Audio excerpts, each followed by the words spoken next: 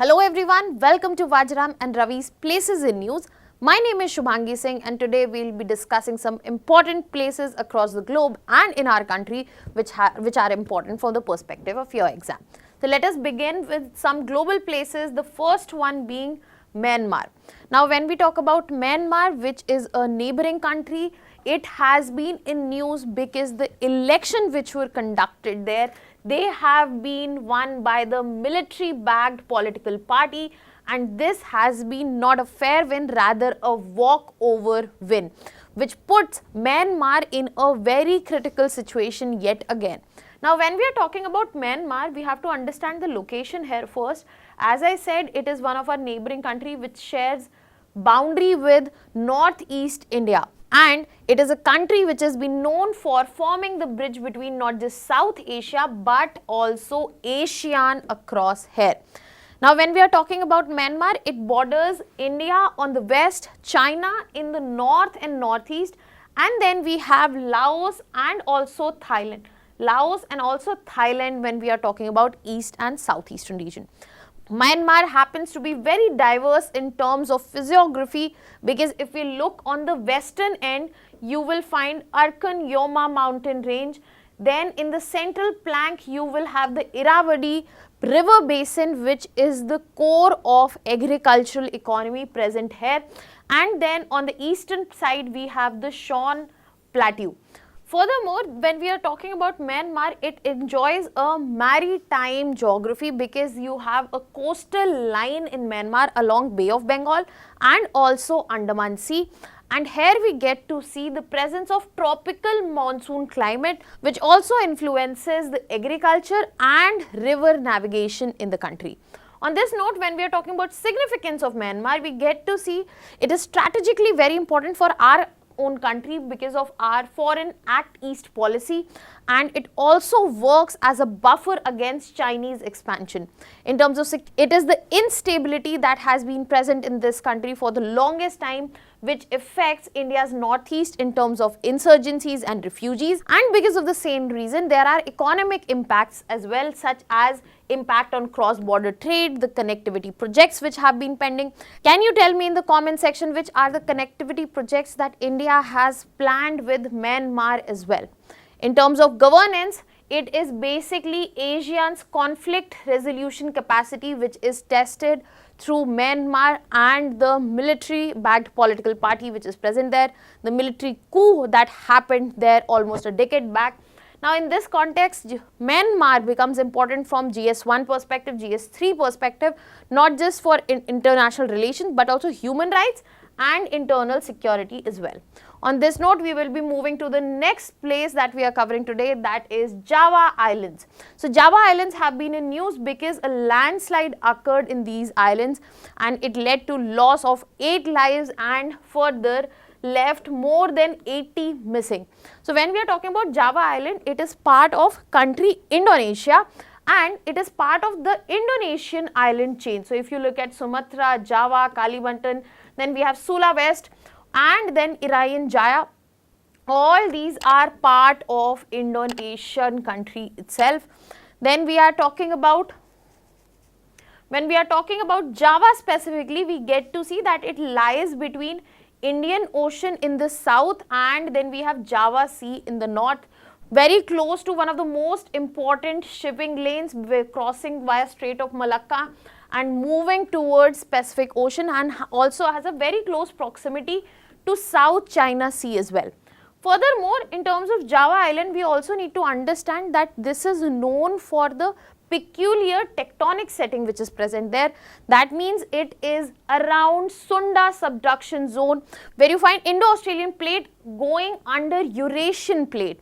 Further, in terms of prominence, it is also known because it has the capital of Indonesia, that is Jakarta, and it is one of the world's most densely populated islands which are present across the world.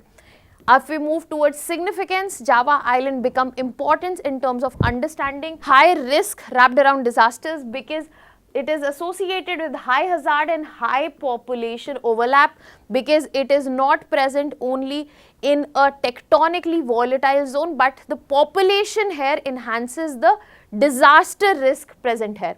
Furthermore, any volcanic or tectonic activity impacts aviation, tourism and agriculture, and also has an impact on environment in context of volcanic activity, because volcanic ash affects air quality and soil.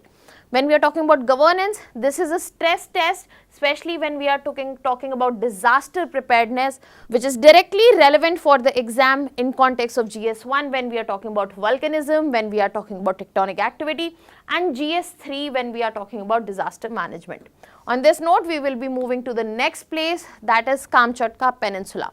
When we are talking about Kamchatka Peninsula, it has been news because NASA satellite has covered Kamchatka Peninsula, absolutely covered in snow, which is a historic whiteout. Furthermore, another incident brought it in news where we saw eruption of a volcano in this particular peninsula, which has kept it in news. So when we are looking at Kamchatka Peninsula, you can clearly find that it is located in Russia's far east. This is the peninsula that we are talking about, and it is present in North Pacific Ocean. Now, it has Pacific Ocean on its east, it has Sea of Okotoks on its west, and then you find Kuril Islands. Can you tell me, Kuril Islands are disputed islands. Which are the two countries between which the dispute of Kuril Islands is ongoing?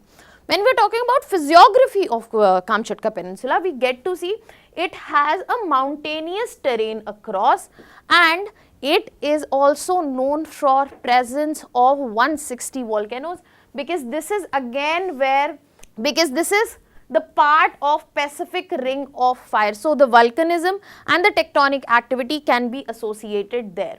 The significance here especially starts in terms of how it is a natural laboratory for plate tectonics and understanding volcanism, and as a result it brings in hazards such as volcanic ash.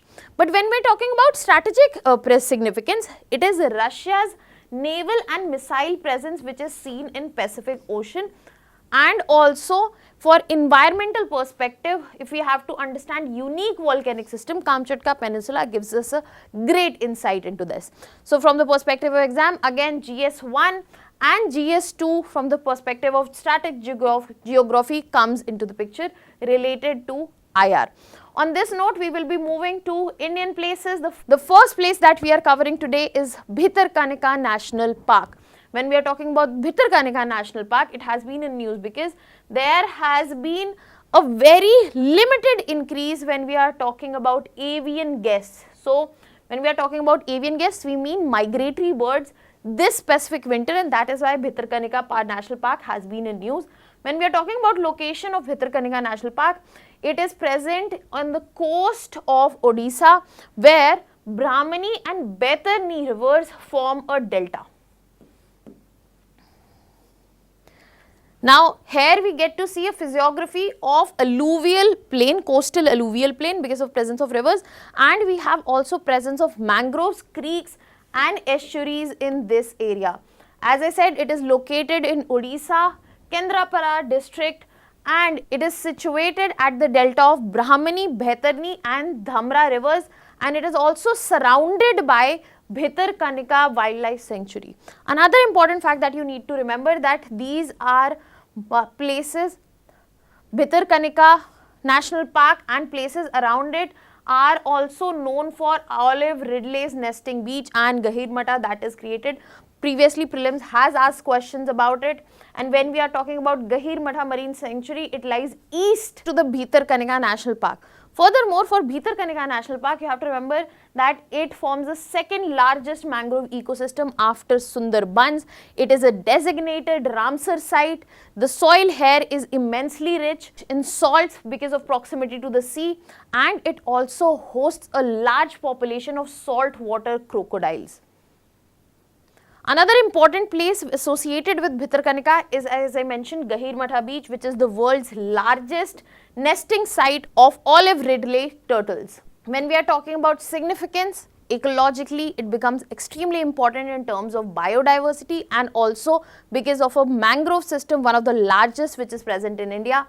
It has immense significance related to climate because it is one of the important blue carbon sinks and acts as a cyclone buffer to cyclone prone Odisha state, and it is also important from the perspective of fisheries and coastal economy. Then if we are looking at the policy perspective related to coastal regulation, zone norms, very important there, and directly forms a link with your GS3 paper. On this note, we will be moving to the next place in news, that is Gandak River. Gandak River has basically emerged as the second largest Ghadial river after Chambal River. Can you tell me in the comment section where Chambal River is located? Now, when we are talking about Gandak River, it originates in Nepal Himalayas itself. That means it starts in Nepal and comes and joins Ganga later. So, I will mark it out here for you.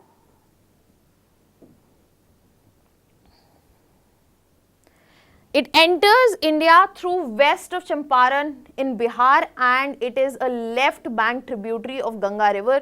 It is a snow-fed perennial river, and it is also monsoon-fed. Furthermore, an important infrastructure associated with Gandak River is the Gandak Barrage, which is located near Indo-Nepal border itself.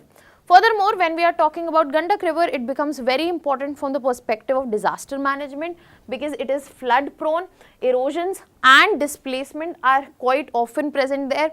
It is a transboundary river, that is why Indo-Nepal water cooperation is a major highlight there. It is a major contributor to agriculture, and it has climate vulnerability also, because if any time monsoon variability takes place, it is intensified. There is direct association with climate. So, becomes important from the perspective of GS1 geography and then GS3 disaster management as well. On this note, we will be moving to the last place that we are covering today. That is Chattergala Pass. So, it has been in news because 40-hour long operation took place at the height of 10,500 feet so as to ensure the snow is cleared and the passage through Chattergala Pass is cleared. So, when we are talking about location of Chattergala Pass, you will be able to see that it is located in Jammu division of Jammu and Kashmir, and it is part of the Pir Panjal range. It is present right here. Now, it connects Jammu directly to the Chenab Valley. So, if you see, the movement here would be through Chattergala Pass itself. This is a region which is prone to heavy snowfall and winter isolation as well, and fragile Himalayan geology is also found here. Furthermore, if we are talking about Chattergala Pass, it is very significant from the perspective of defense logistics and mobility. Developmental aspects such as limited market access and also services are important to be considered to ensure development to this area. Then disaster management aspect, for example, as it was snow covered and movement across is important for defense logistics and mobility. So, faster relief and evacuation another aspect, and from the environmental perspective, tunnel as well as fragile ecology of Himalayan mountains needs to be considered. Now, it is directly relevant to your exam from the perspective of GS3, where we talk about infrastructure, internal security, and also GS1 when we are talking about geography. Now, that was all from my side. Thank you so much.